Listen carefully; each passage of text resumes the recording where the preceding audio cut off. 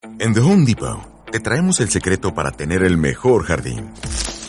Empieza agregando Miracle Grow Soil a tu jardín. Tiene todo lo que tus plantas necesitan para crecer fuertes. Llévate ahora en compra especial 4 bolsas por $10. Después, mantén alejadas las malas hierbas con Scott's Earth Grow Mulch. Ahora 4 bolsas por $10. ¿Y listo? Nadie tiene por qué enterarse. Llévate todo para tu jardín con los ahorros de Memorial Day en The Home Depot. Hoy en Zona 2, entrevista exclusiva con el exgobernador de Michoacán, exsenador, profesor, abogado, criminólogo, político de izquierda, actualmente recién recibido como doctor, diputado federal de Morena, Leonel Godoy Rangel. Quédense con nosotros porque hablaremos de todo con el exgobernador de Michoacán. Recuerden que estamos en nuestras plataformas digitales, los estrenos los miércoles 8 de la noche. Búsquenos como Zona 2, José Luis Alejo y Daniela Flores. Bienvenidas y bienvenidos.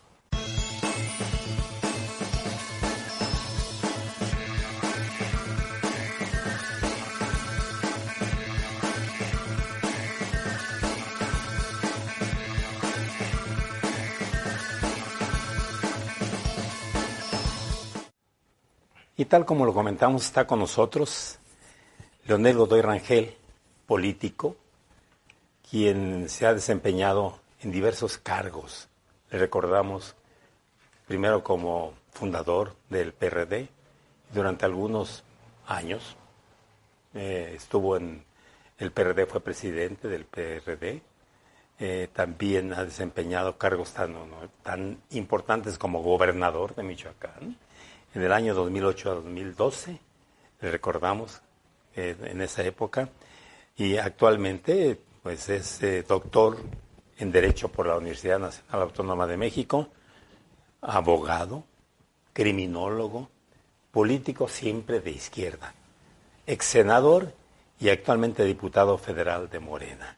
Bienvenido, doctor. Le damos la bienvenida.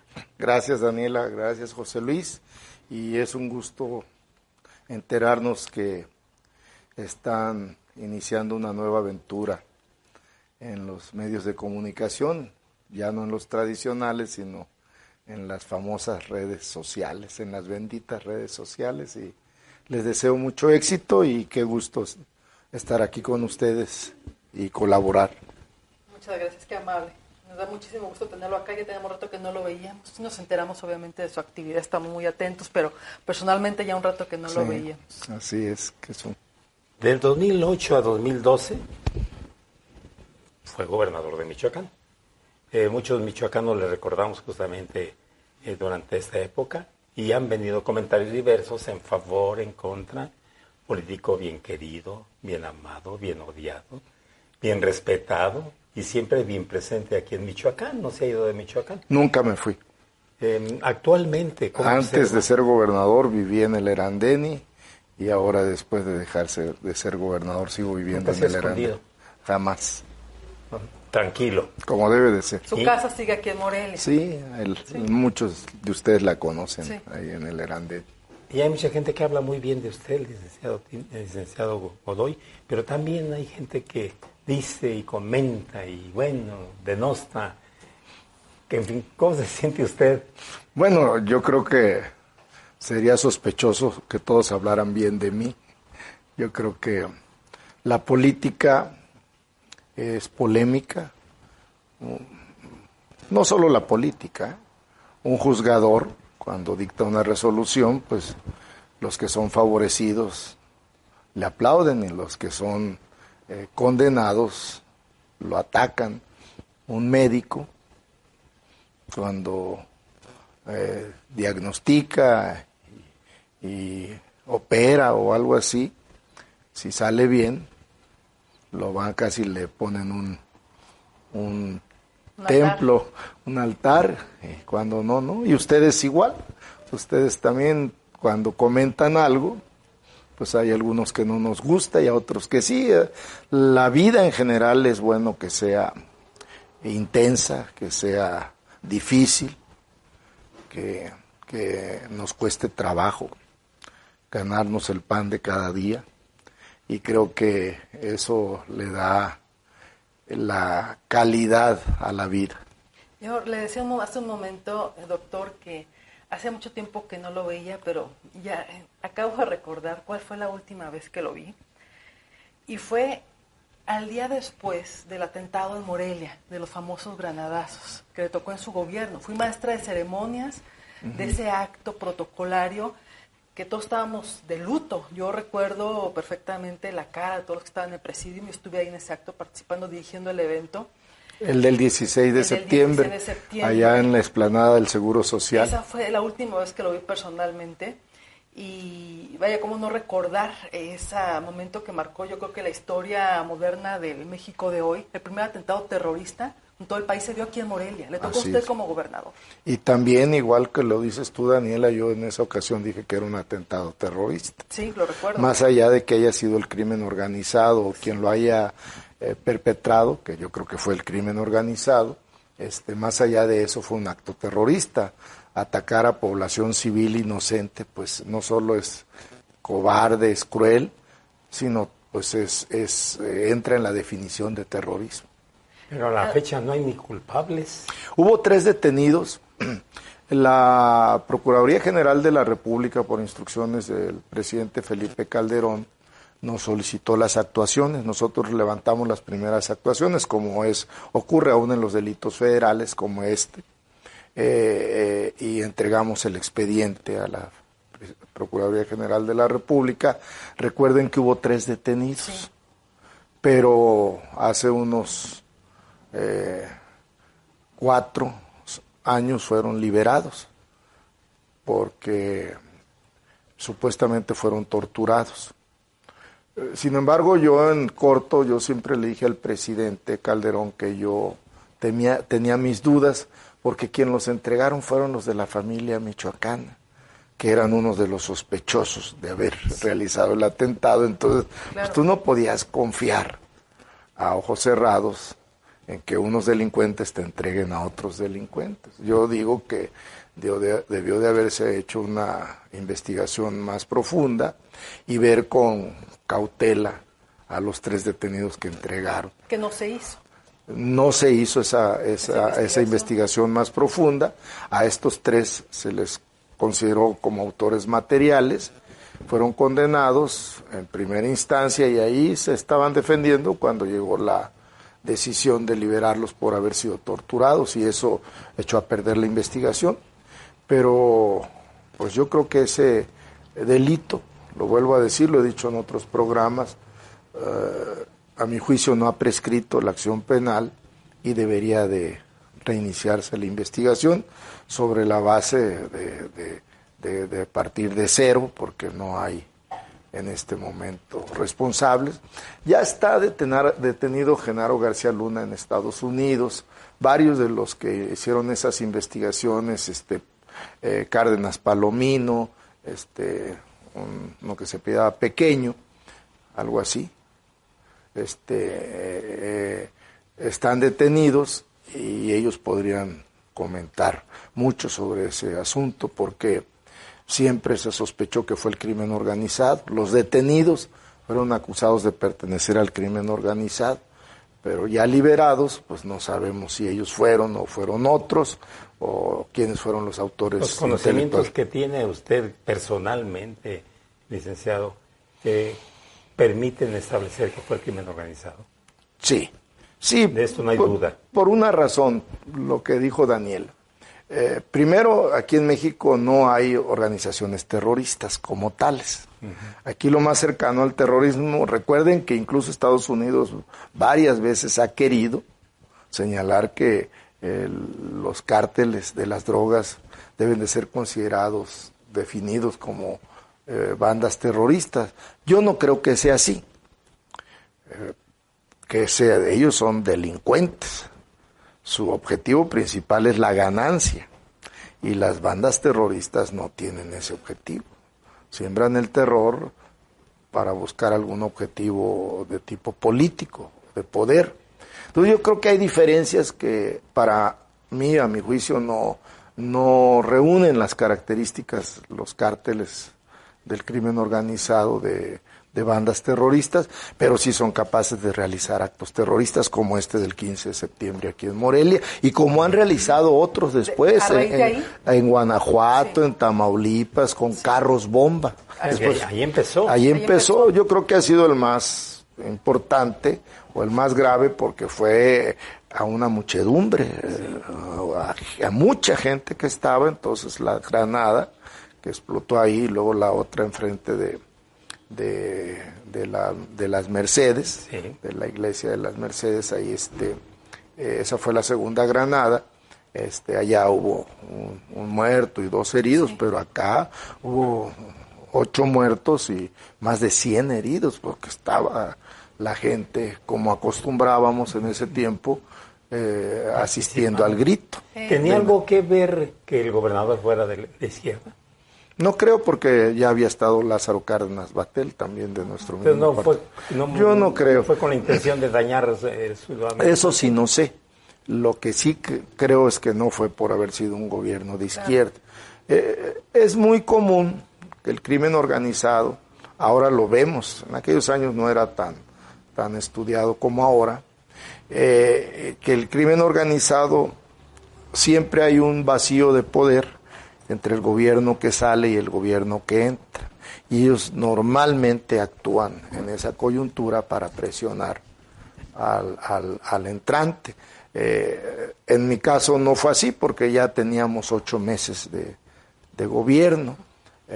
Sin embargo, pues es posible que ellos así andaban dirimiendo sus diferencias, porque esos actúan el crimen organizado actúa con mucha cobardía.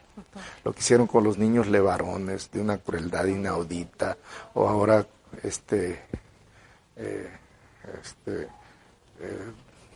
con los sacerdotes sí, pero es un delincuente de baja monta, el famoso Chueco, que actuó con una crueldad, más porque perdió un partido de béisbol. Entonces asesina a uno de los hermanos, el otro de los que participaron en el juego. No sé qué tendría que ver ahí el guía de turistas, que era un señor respetado de ahí yo creo que todos hemos ido a las Barrancas del Cobre, que se dedican a eso. Y los padres, pues como lo conocían, pues lo trataron de detener. Y hay muchos detenidos, y qué bueno, que eso luego no se dice.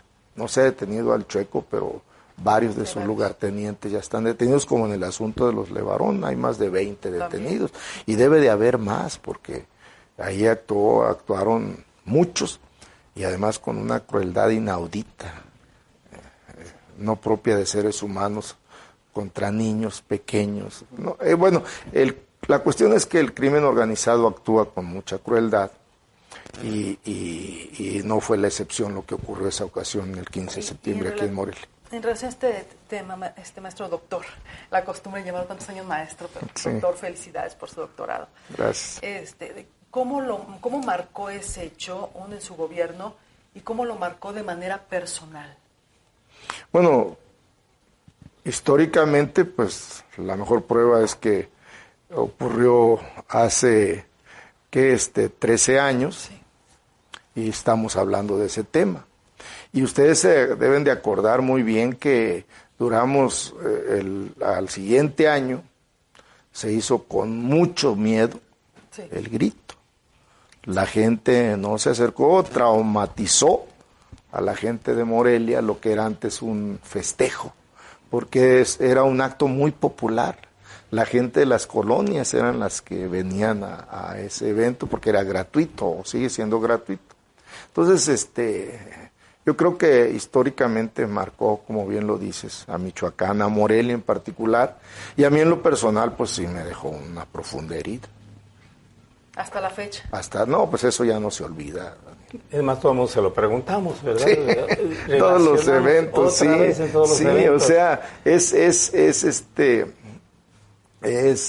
una muestra de que eso ya no va a olvidarse, ni para mí ni para la generación que lo vivió. Oiga, licenciado y doctor y un montón de cargos que tiene, criminólogo y tantas cosas, del 2012 a la fecha, que refiera de Michoacán, ¿cómo lo observa? ¿Cómo lo ve? cómo ha evolucionado, para bien, para mal, un político de tantísima experiencia y exgobernador. Creo que tiene una gran validez su apreciación. Bueno, yo pienso que yo lo dividiría en algunos aspectos. En el aspecto de la infraestructura, pues yo creo que no se han hecho cosas como fue la autopista del Sol, la México-Guadalajara, esta pequeña pero importante autopista de Ciudad Industrial al aeropuerto, la presa.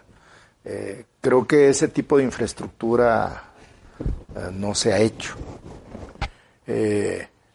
Yo creo que en el tema educativo se ha avanzado en tener una mejor relación, en contener a un grupo del sindicato que dejó la lucha por las mejoras de los maestros por lucha política y que además la hacía en contra del gobierno en turno. No fue contra un gobierno en particular, ni que empezó con Tinoco, con Lázaro, conmigo, sino ahorita también. Pero creo que justo se han ido generando las condiciones para que ya sea una relación como debe ser entre un sindicato y el gobierno que imparte la educación pública, pero que sea una relación sana. Eso creo que se ha avanzado con muchas dificultades, pero se ha avanzado. Yo creo que en el tema laboral, fundamentalmente por nuestro sector agropecuario, hay mejores condiciones en Michoacán económicas. Siento que también el puerto de Lázaro Cárdenas se ha estabilizado en el desarrollo industrial y comercial que aporta a la economía de nuestro estado. Creo que en el sector de salud pública, no hemos avanzado ahí. Creo que nos falta también infraestructura hospitalaria.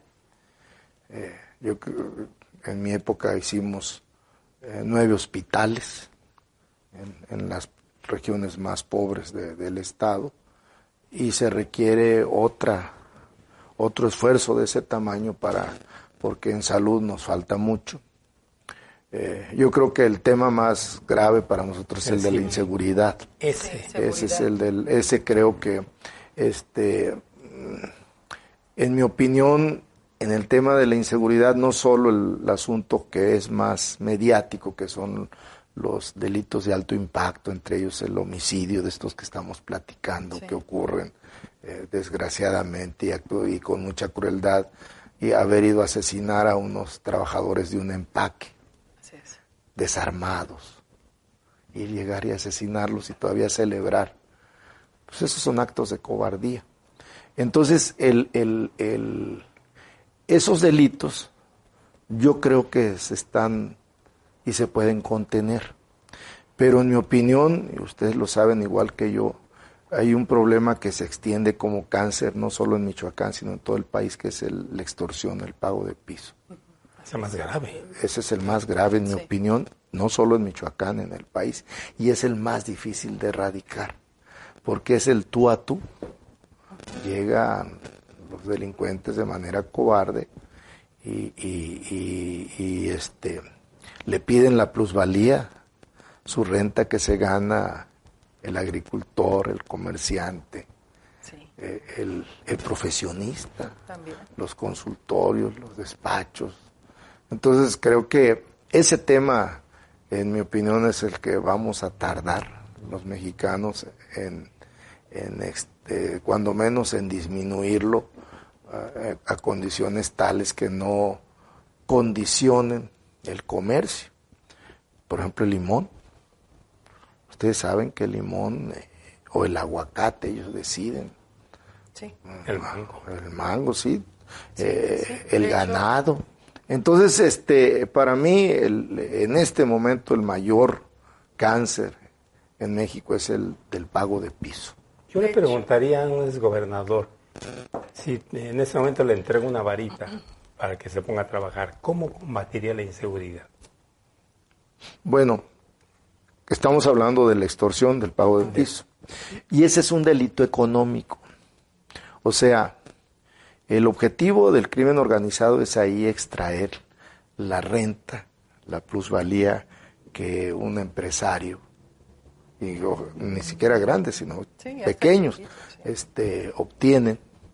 Pero es económico. Entonces, en mi opinión, ahí se los digo como penalista, el asunto está de que en este país debemos de modificar el sistema de justicia penal. Sí hay que meter a la cárcel a los que cometen delitos, y estos crueles que los que estamos hablando. Eso deben estar privados de la libertad. Pero el crimen organizado como tal, que es una empresa, que se dedican a la ganancia, pues debería de sancionárseles económicamente. ¿Congelando cuentas? No solo eso, extinguiendo el dominio sobre... Pues ustedes, aquí hubo uno muy famoso de los que tuvo Arquitos, sus propiedades. Era comandante de la Policía Judicial Federal, era un hombre rico aquí.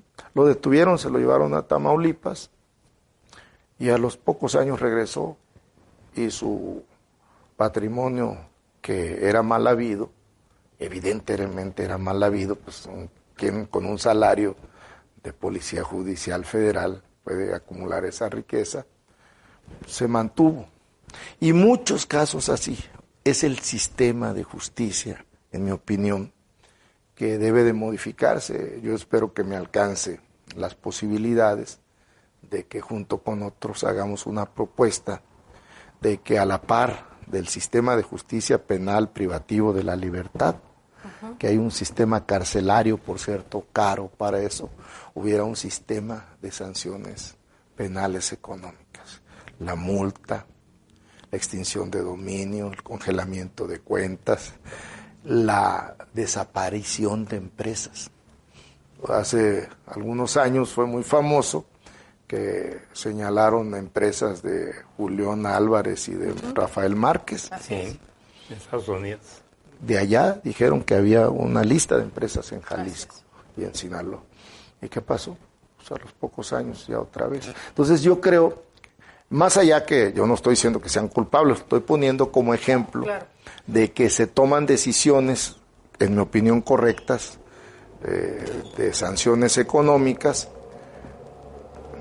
y que debería de seguir y obviamente tener su derecho a la defensa cualquiera, como debe de ser en un sistema de justicia penal humanista.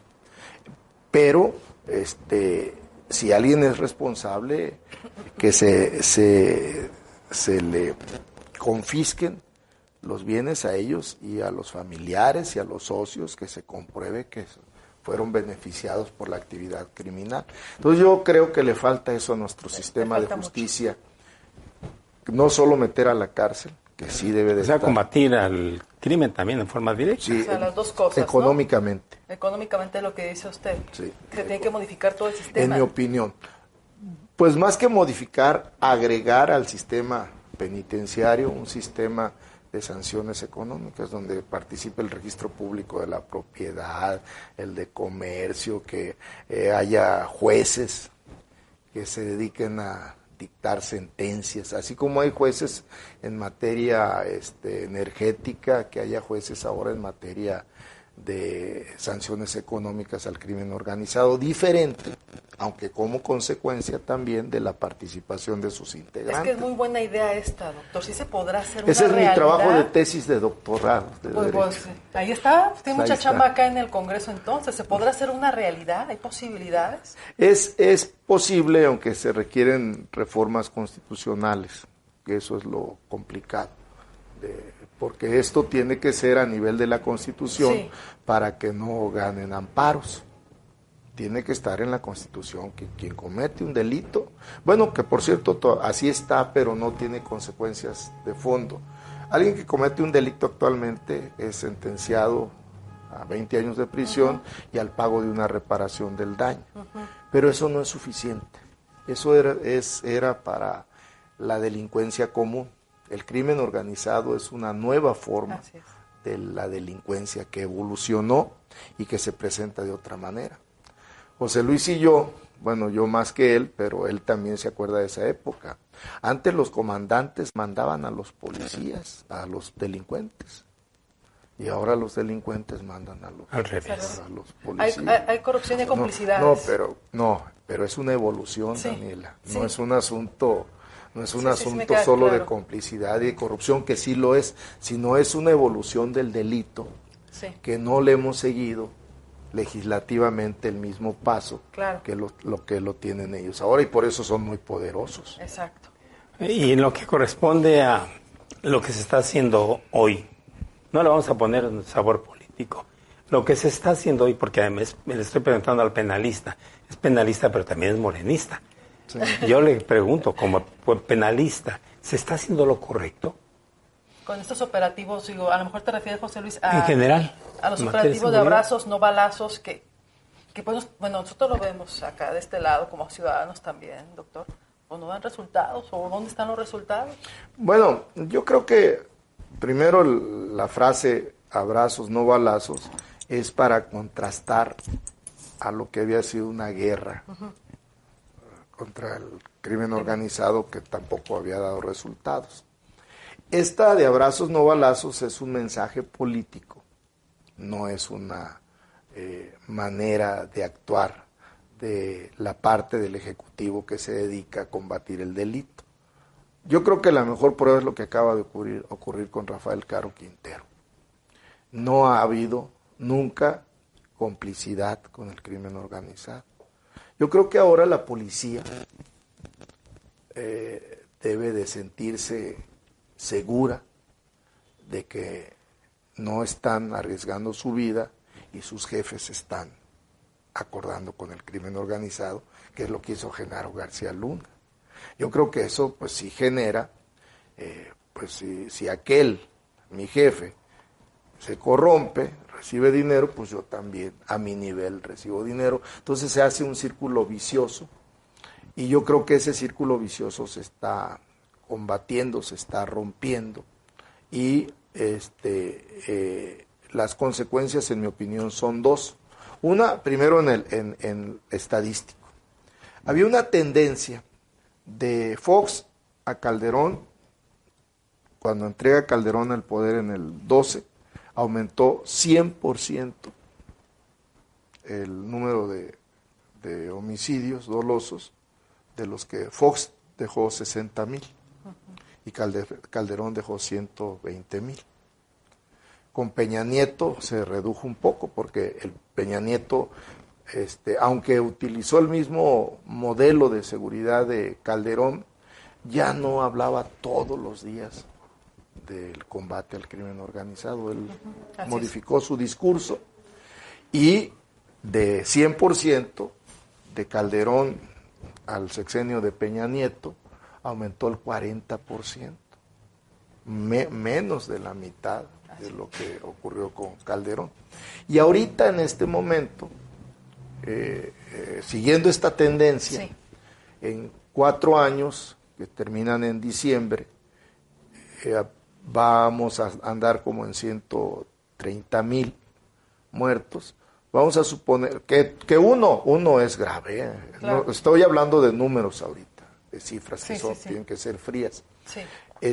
Entonces nosotros creemos que en el sexenio de presidente López Obrador va a ser como del 10%, o sea, 100% Calderón, un poco menos del 40% Peña Nieto, y Andrés Manuel un 10%.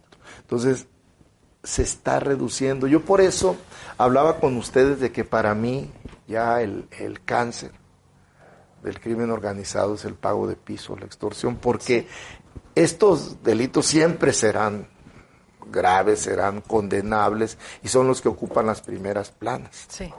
Sin embargo, lo que ocurre todos los días, con los trabajadores de limón, con los que cortan aguacate, con los que crían ganado, ese tipo de Crimen organizado casi nadie habla de él y no suena, padecen, y es el más peligroso. Es el más peligroso y por varias vertientes. Entonces, por eso, el tema de abrazos no balazos, en cuanto a los delitos de alto impacto, está deteniendo el ascenso que llevaba, que fue escandaloso con Calderón, y con Peña Nieto se contuvo un poco, pero ahora va a haber más contención. Sin embargo, las autoridades tienen que voltear a ver, en mi opinión, al pago de piso, y se combate, a mi juicio, con las sanciones penales económicas, no con las sanciones penales privativas de la libertad. Y decía que esto es muy, tiene muchas vertientes,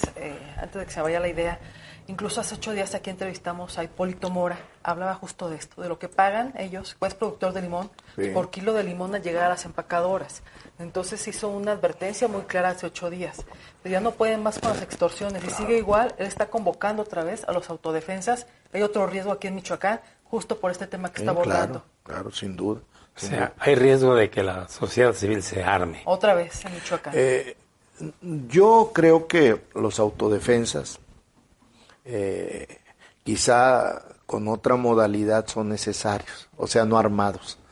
Si la población no participa en su propia defensa, claro, yo no estoy proponiendo lo de Alito Moreno, ¿no? De que todos agarramos pistolas, armas. No me refiero a eso, sino en qué tuvo éxito los autodefensas en Michoacán.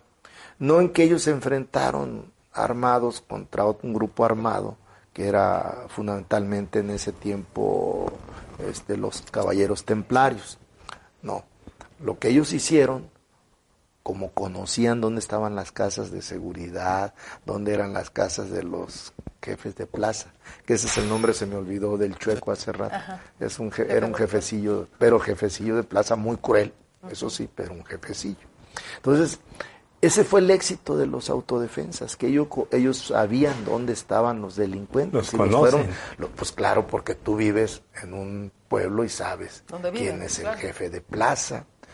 Fue hasta tu compañero de la secundaria y cosas de esas. Entonces, a mi juicio, eso deberíamos de buscar cómo hacerle, no para tener civiles armados, sino cómo la población, de manera segura, ayude a señalar a esos delincuentes. ¿Y qué hicieron? Pues desmantelaron a los caballeros templarios, fue exitoso. Aunque después se distorsionó por la que se involucraron delincuentes. Sí, ¿no? ya sabemos lo que ocurrió con ese movimiento, pero yo estoy hablando del inicio. Claro, sí.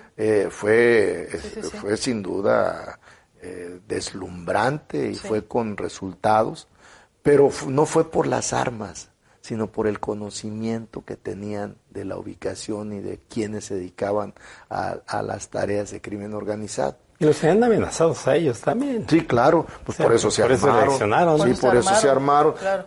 Pero yo reitero que no, eso lo hicieron pues para no ser asesinados, porque ellos amenazan a quien sea y asesinan con crueldad a quienes se les opone. Fundamentalmente, reitero, en esto del pago de piso. Entonces, lo que deberíamos de ver de los autodefensas no es qué armas traían, sino qué nivel de conocimiento tenían de los delincuentes del crimen organizado. Eso es lo importante, es como el trabajo de inteligencia, pues. Ese es el que tenemos que hacer. El de proximidad, policía de proximidad, de alguna forma, visto de otra manera. El crimen organizado ya no respeta eso. Recuerden aquí, como en el 2014, desaparecieron los veladores. Sí. Porque estos tipos, y más en estas colonias, en la Chapultepec, en todas esas, los amenazaban y los mataban. Ya no hay veladores. Ya no hay, por eso, porque estos tipos, pues también como ya no hay los cinturitas, que eran los que tenían 5 o 6 prostitutas, ahora ¿quién controla eso? El crimen organizado.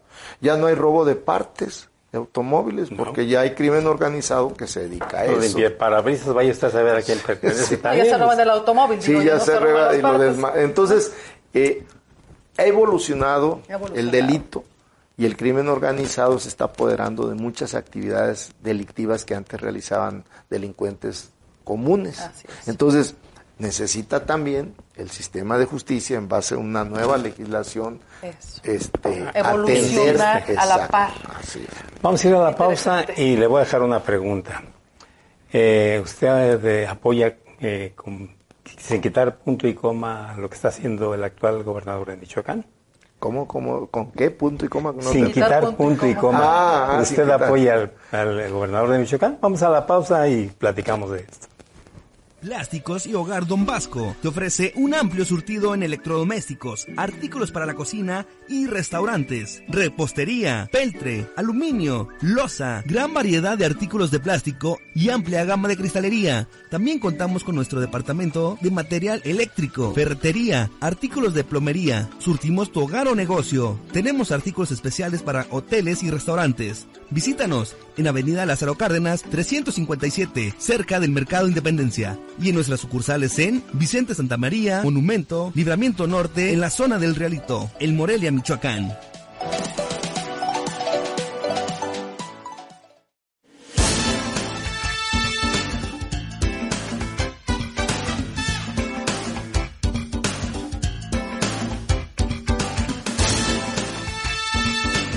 Plásticos y Hogar Don Vasco te ofrece un amplio surtido en electrodomésticos, artículos para la cocina y restaurantes, repostería, peltre, aluminio, loza, gran variedad de artículos de plástico y amplia gama de cristalería. También contamos con nuestro departamento de material eléctrico, ferretería, artículos de plomería. Surtimos tu hogar o negocio. Tenemos artículos especiales para hoteles y restaurantes. Visítanos en Avenida Lázaro Cárdenas 357, cerca del Mercado Independencia. Y en nuestras sucursales en Vicente Santa María, Monumento, Libramiento Norte, en la zona del Realito, El Morelia, Michoacán.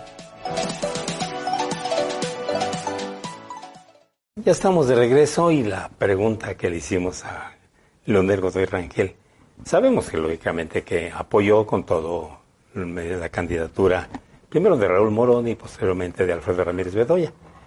Y actualmente una crítica de parte de Leonel Godoy en torno a lo que está ocurriendo en Michoacán. ¿La apoyaría sin quitarle punto y coma? ¿O no? En algún aspecto no. Bueno, yo creo que cada quien tenemos nuestra forma de matar las pulgas, ¿no? Sí. Eso es imposible que Alfredo gobernara como yo goberné, como era imposible que yo gobernara como gobernó Lázaro, o Lázaro era imposible que gobernara como gobernó Tinoco. Yo creo que cada quien tiene por eso les digo esta frase que se usa mucho, cada quien tiene su manera de matar las pulgas. Entonces, yo creo que ese no es el asunto, yo creo que el asunto son los resultados. Yo confío en que Alfredo, hablé del tema educativo, bueno, más que del tema educativo, la relación con un grupo del sindicato de maestros, este tema de resolver que el Ceneval haga la evaluación, es una decisión muy valiente, muy difícil.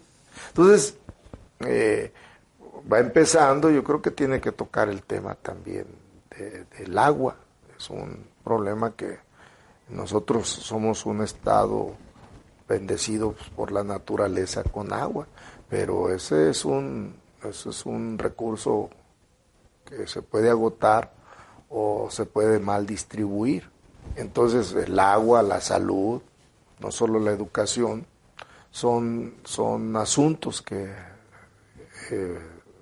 va a atender el gobernador. Este tema ahora de moda que lo mencionó, creo que Daniela, el de la movilidad, que son temas nuevos, sí. El ambiental, y en el tema ambiental pues tiene que ver una de nuestras fuentes de ingresos mayores, que es el aguacate. Ese tema así como se fajó Alfredo con estos grupos del magisterio, yo creo que también se tiene que fajar con los que degradan los bosques, con los entendiendo que el aguacate es un recurso natural que nos sirve para que estemos en los primeros lugares en el mundo. Pero acaba otras cosas. Entonces son equilibrios que se tienen que buscar. Yo confío quizá por eso no soy un buen juez de lo que hace Alfredo, pues porque es de mi partido, es compañero, entonces seguramente no soy nada objetivo ni nada imparcial, José Luis. Me haces una pregunta muy complicada. Pero es reflexiólogo, usted. Bueno, pues, y la verdad es que es bueno preguntar. No sé si el gabinete también le está ayudando, porque usted con la experiencia que tiene. Eso es que eso es justo el estilo ya personal de cada quien de gobernar. A lo mejor a los que yo nombré, Alfredo no los nombraría, o a los que nombró Lázaro, yo no los nombré. Eso es natural ese. Yo creo que el tema no está en las personas, sino en las políticas. Y yo digo que en las políticas, Alfredo, cuando menos el tema de educativo lo está atacando resultados bien.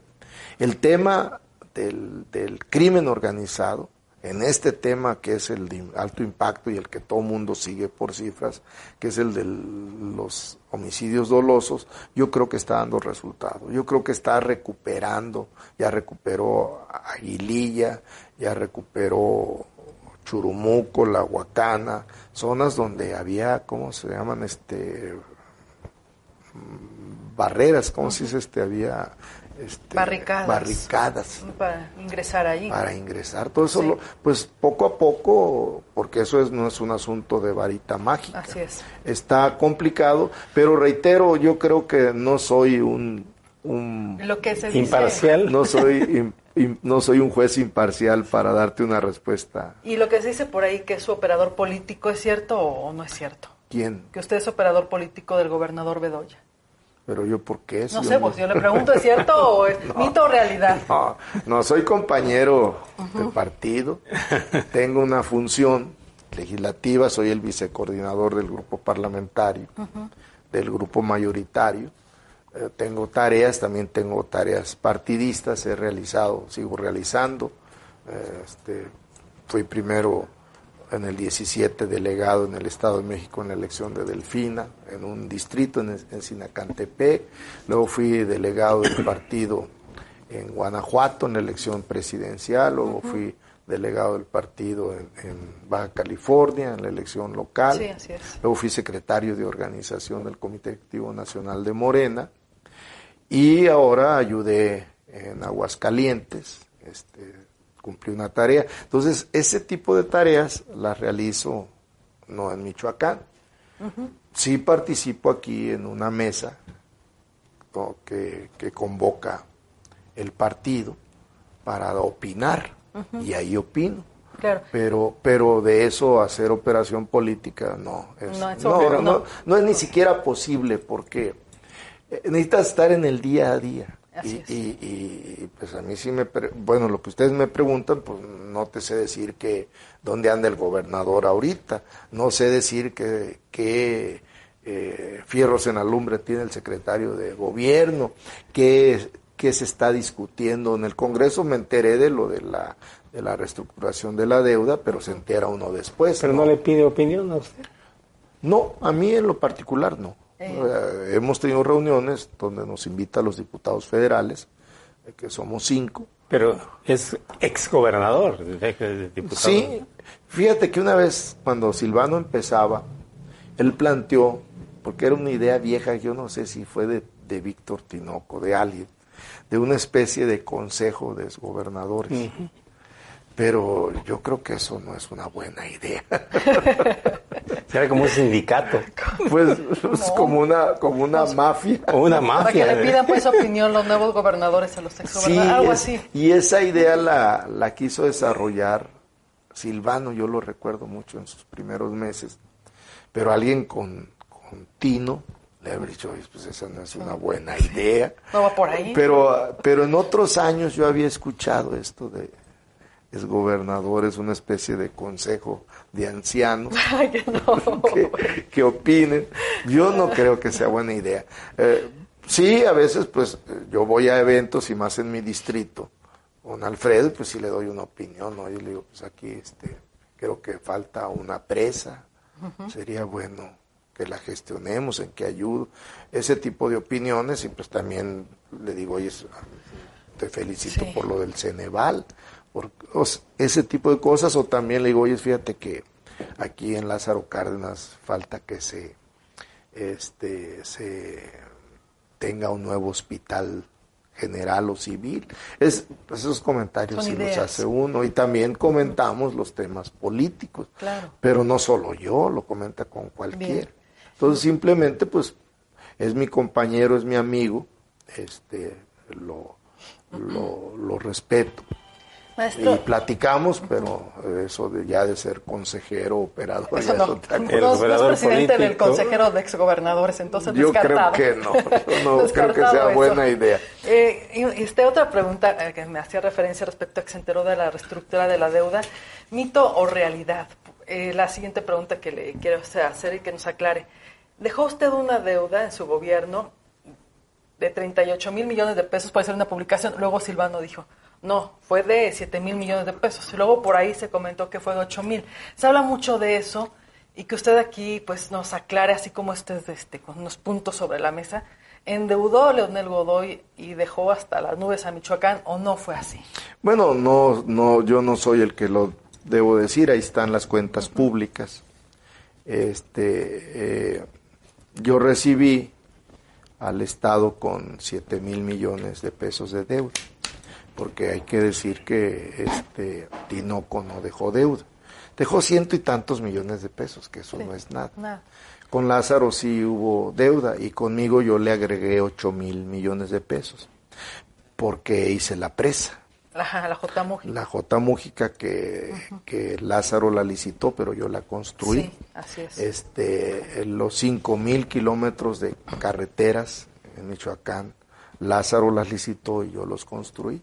Los 8 hospitales, yo los licitó Calderón y yo los construí. Entonces, para eso se requirió adquirir deuda. No 38 mil millones de no, pesos. Yo creo que eso, desde aquella época, Carlos Río, que fue secretario de Finanzas, fue al Congreso y dijo que eso era mentira, que eran 15 mil millones de pesos.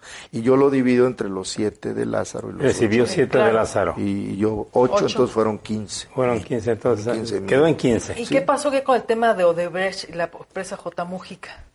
Bueno, Odebrecht en aquellos años nadie sabía que era... Sí. A lo que se dedicaban también. Sí. Odebrecht era la empresa de Lula para construir presas. Así es. Y todos conocemos la gran amistad del ingeniero Cárdenas y Lula. Yo supongo que eso hizo que Odebrecht participara en una licitación internacional que convocó Lázaro Cárdenas Batel, y la ganó. Claro. Entonces, en nuestra época pues no había maletas ni nada de eso. Hubo un ingeniero, Víctor Guerra, que recibió dinero de Odebrecht, pero eso fue antes de estar con nosotros, que se los depositaron, fueron $250,000, algo así. Salió en la prensa. Sí. Y él sacó una carta explicando que había sido de asesoría antes de estar él trabajando en lo de la presa, porque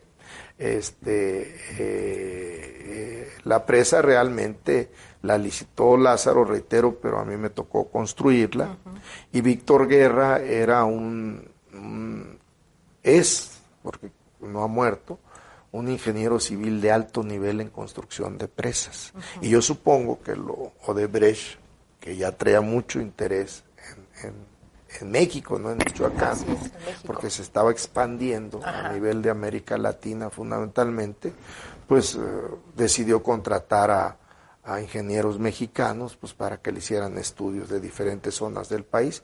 Y eso fue lo que hizo Víctor Guerra, pero no fue en la época de que ellos construyeron la presa, fue previo. Eso está comprobado. Entonces con nosotros no hubo nunca un asomo de eso que luego mostró Odebrecht, que fue, eso acuérdense que fue en el 2006, y lo de Odebrecht realmente empezó en el 12, así es. 6 años después. Muy bien. Bueno, una pregunta de mi parte. ¿Cómo ve el futuro de Morena? ¿Están haciendo las cosas bien? ¿No están haciendo las cosas bien? Ayer salió una encuesta en El Financiero. Todas las encuestas hay que verlas con cuidado, con cautela, no echar las campanas al vuelo, porque no dejan de ser, dice la frase, que es de ser fotografía del día. Pero esa fotografía del día es de ayer en El Financiero, que es un medio que no es nada morenista.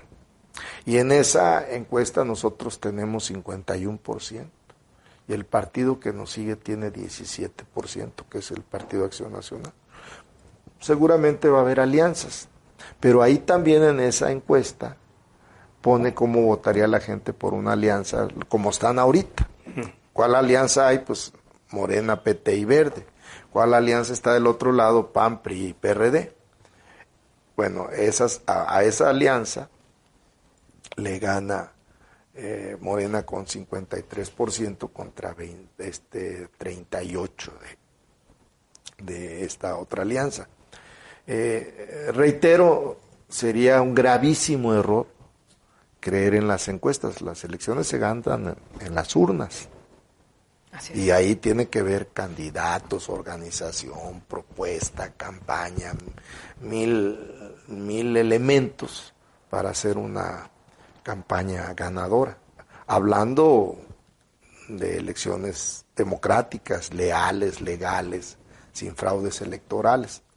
Entonces yo veo en ese sentido un futuro, no lo digo yo, se dice todos los medios que nosotros tenemos futuro como Morena, pero yo creo que como cualquier partido político, si no se hace autocrítica, si no se revisa, va a haber un Congreso Nacional en septiembre, a mediados de septiembre.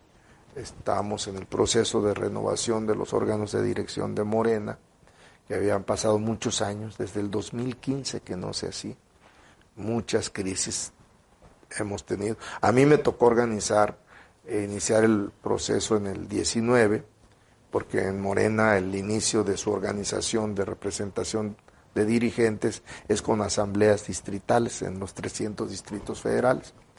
Y de 300 se anularon 80, nos quedaron 220. Y con esas 220 íbamos a hacer el Congreso Nacional, pero el tribunal el Tribunal Electoral anuló esa elección por el tema del padrón. Entonces, ahora se está buscando salvar ese problema. Estas asambleas van a ser el 30 y 31 de julio. Si eso prospera, vamos a tener Congreso Nacional a mediados de septiembre. Y entonces Morena ahí tendrá oportunidad, José Luis, de hacer una autocrítica y ver qué es lo que tiene que hacer, porque el Morena, los documentos básicos de Morena, su estatuto, su declaración de principios, su programa, pues son de cuando éramos partido de oposición. Ahora somos el partido en el gobierno, una pequeña gran diferencia. Y yo creo que tiene que marcar su ruta Morena en ese sentido. Es como el PRI. Así es. El PRI pues ya dejó de ser el partido gobernante y se tiene que renovar. Partido que no se renueva va a desaparecer.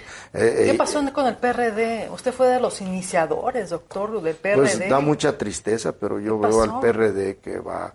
Pues es que era un partido de izquierda, lanza un candidato de derecha, pues la militancia no votó sacó 2.8 en el 18 el PRD. Pena. O sea, ¿por qué mantuvo el registro en el 18? Por la elección de diputados, que sacó 4%. Pero para presidente de la República, que apoyaron a Ricardo Anaya, sacaron 2.8. Sí, hombre. Pues, un desastre. Ellos se hubieran lanzado a Mancera, por ejemplo, ellos solos. Pues Mancera les hubiera dado el 8-9%. Sí, definitivamente. Pero decidieron irse al cabuz del PAN y pagaron las consecuencias y ahora más. Ahorita hay 17 estados donde el PRD ya no tiene registro. ¡Qué barbaridad! La mitad. Más de la mitad. ¿Hubo alguna fractura entre usted y los Cárdenas o no? No. ¿Un distanciamiento? No, jamás. No hemos. Yo considero al ingeniero Cárdenas como mi maestro en la política. Lo respeto mucho Y con Lázaro, pues, que diríamos que son los que andan más en la actividad política, porque obviamente Cuauhtémoc Cárdenas Batel pues también hace política, pero de otra manera. Camila es una muchacha que también pues, son Cárdenas. Sí. No, yo pues está en la política, pero los que hacen política es el ingeniero y Lázaro. Yo tengo una gran relación con Lázaro, muy buena relación. El ingeniero ha sido muy crítico con López Obrador. Sí, pues crítico. Así es el ingeniero. De hecho, que dice que es su plan de gobierno, que no es plan de gobierno, digo en pocas palabras, que Obrador no tiene plan de gobierno. Sí, así es el ingeniero. Se ha ganado su lugar en la historia y con mayor razón se ha ganado su derecho a hablar de lo que quiera.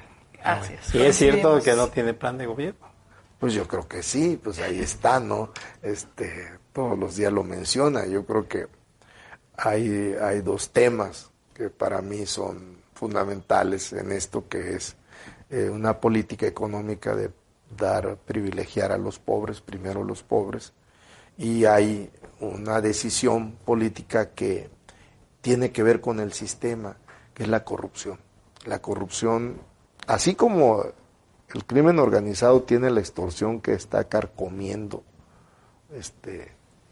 a los núcleos familiares en las comunidades, la corrupción también. Ustedes lo saben, lo sabemos, siempre había. La corrupción es otro tema. Por eso quizá Peña Nieto dijo que la corrupción era una cuestión cultural nuestra. Yo no creo que sea así. Quizá se debe a que no sabe expresarse bien Peña Nieto. Lo que yo creo que él quiso decir, parodiando a Rubén Aguilar, es que la corrupción, pues la tenemos en varias áreas de la vida nacional, y eso es gravísimo. Yo creo que Andrés Manuel pues está haciendo en ese sentido una lucha titánica. Entonces, para mí, con esas dos propuestas programáticas de primero los pobres y del combate a la corrupción, pues yo me siento muy, muy representado por Andrés Manuel. Muy bien, doctor. Doctor. Qué buena charla tuvimos. No podemos durar otra hora más. Pues yo creo que en otra ocasión, porque en esta prácticamente ya estamos agotando algunos temas. Vamos a seguir adelante, nos vamos a seguir viendo. Ojalá que pronto. Y volverlos a felicitar. Mucho éxito con esta nueva aventura. Sí, es una aventura. De comunicación que tienen. Es un emprendimiento. Porque a eso se han dedicado. Sí. Estábamos comentando ahorita que saliste con José Luis, que yo lo recuerdo cuando era reportero estrella de Policíaca. Claro. ¿Hace cuántos años, José? Por eso le saqué el tema. En el 76, por eso le yo todavía no nacía. Por eso le saqué el tema de que él conoció a los comandantes, que eran los jefes de los delincuentes. Claro. ¿Te acuerdas de Yamel? De Yamel. ¿Cómo se llamaba el de la secreta? No, tú y yo ya no nos acordamos. No, de lentes, él muy serio. Sí. De pelo canoso. Sí, él era el de la secreta. Sí. A ellos, yo recuerdo que una vez Gálvez Betancourt, a una señora le robaron sus joyas. Y lo llamó. ¿Genel? No. ¿Cómo era No. No, ahorita me voy a acordar. No era Genel. Había un político Genel para que no lo... No es Genel Manso. Sí, por eso, no lo confundamos. No, Genel era político. No, sí. No, pero había un que era muy famoso porque él los traía. A ver, entrega las joyas, y las entregó. ¿En serio? No sé si fue de alguien de La Voz de Michoacán. Sí. Y entregó las joyas. Sí, ordenaban. Porque ellos tenían control sobre los delincuentes. Y eso es lo que hablamos de la evolución, Daniela, que José Luis y yo la vivimos. De ser los comandantes, los jefes de los delincuentes, luego los delincuentes se convirtieron en los jefes de los comandantes. Que esa fue, pues es una evolución, por decirlo de alguna manera, pero es una involución en el combate a la delincuencia. De ahí la importancia de lo que mencionas. El asunto de modificar ya el sistema. Ya no es suficiente meter a la cárcel. Sí hay que meter a los que cometen esos delitos graves. Incluso hasta se debería de pensar en la cadena perpetua. Sí.